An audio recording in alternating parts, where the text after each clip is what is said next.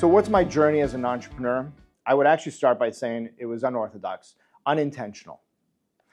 I don't want to say I fell into it because I try to be deliberate, but I had spent 15 years in corporate America. The last 10 years I was in a Fortune 500 company. And I would actually say that I was one of the fortunate ones post 2008, not just to have a job, but to have one of the best experiences that I think anybody would ever want in their career. Restructurings, turnaround.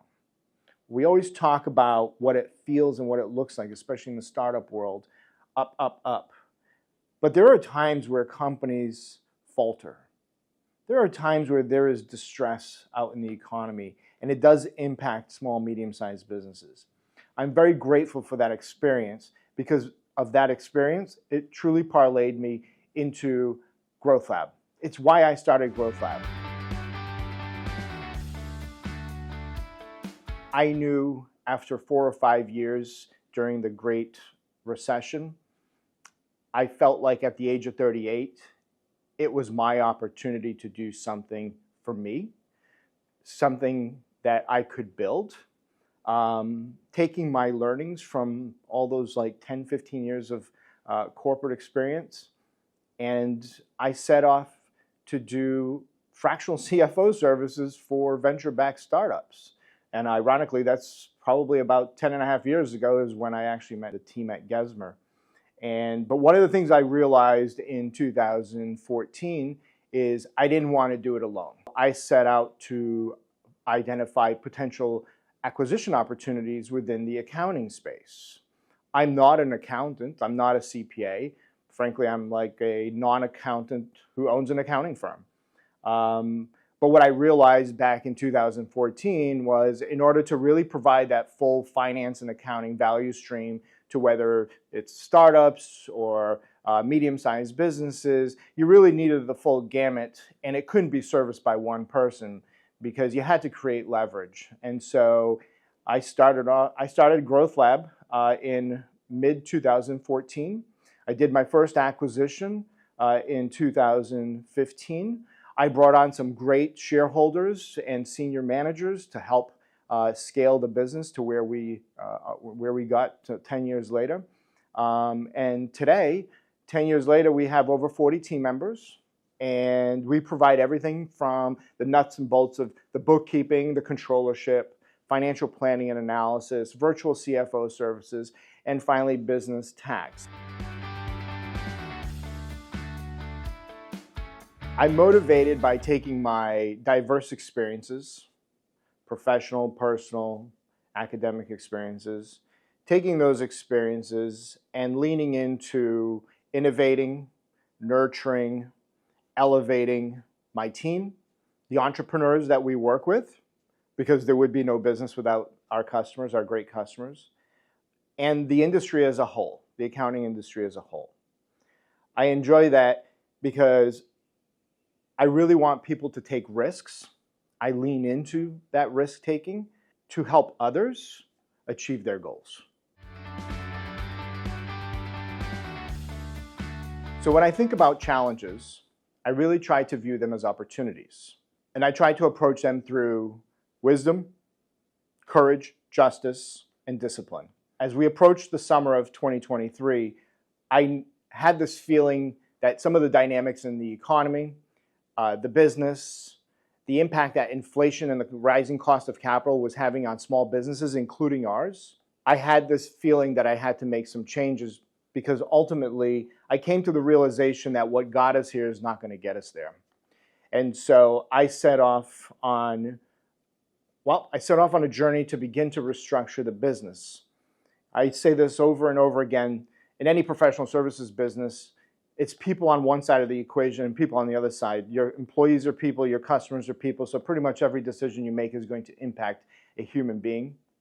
And I think it's important, any business manager, any leader, really approach these decisions through those four virtues, because you are really going to impact people and you need people in order to execute. And so I'm excited because I sit here almost like 9-10 months after beginning the restructuring of our company, and I'm excited because we're now positioned to capture new opportunities. What advice can I offer other entrepreneurs? I like to answer that through the lens of mental health. All too often, entrepreneurs, you find yourself lonely, everything falls on you, and that's a heavy feeling. My advice to entrepreneurs is, yes, you do need the tenacity, you need the grit, you need the conviction, the self-confidence, but you also need to be able to control yourself. You need to have that discipline. Lean into tenacity, but don't forget about the discipline. Because otherwise, entrepreneurs are just like, you end up burning out. And if you burn out, you're going to impact your employees, your family, your customers. You can't go it alone. The second piece of advice is, even though entrepreneurs are inherently risk takers, they actually aren't. It's okay to take a risk. It's got to be a calculated risk. Many entrepreneurs, they start off as solo entrepreneurs, me, myself, and I. But at some point, you need to take the leap of faith and invest in the team. Start building the team to create that leverage. Because one of the major ways you make money in business is by leveraging people, leveraging human capital. So take the risk. And then once you've taken that risk, the next step is reinforce risk-taking behaviors in your business. Have your employees take risks. Risk-taking without retaliation. It's amazing the culture you create. The answer to that question would have looked so different in 2020, 2021. The capital that was available for companies like ours was actually growing. Because as companies went from being fully premise-based to remote, and it was getting more and more difficult to actually hire employees to either come to the office or work at that time, the market for our services began to expand. And I would say it expanded exponentially because if you look at our growth rates, we were growing between 30 and 45%. We have to go deeper with our customer relationships. We need to go wider with what we're providing them. That's on the market-facing side. We also need to reinvent how we go to market. And I believe it's going to be back to basics with some of the learnings over the last 3 years.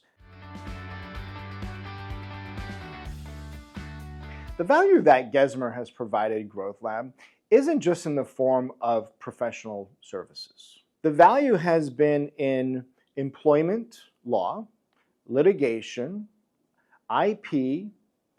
The team is nimble, the team is agile. Not that we're looking for every lawyer, every professional service provider to be picking up the phone at 9 p.m. That's not what we're looking for because we don't want that in our customer base. What we're looking for is direct advice and risk mitigation and the protections we need, the risks that we need to know in order for us to make decisions.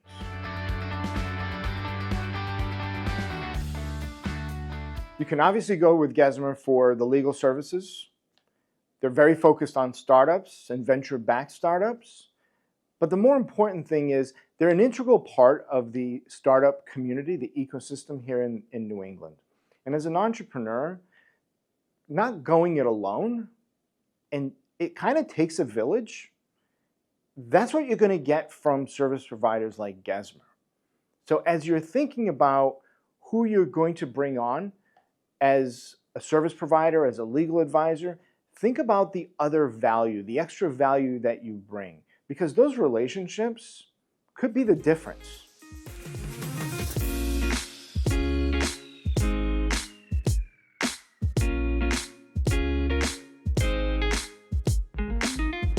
Thanks for watching. If you'd like to learn more, reach out to our social media or go to our website at gesmer.com.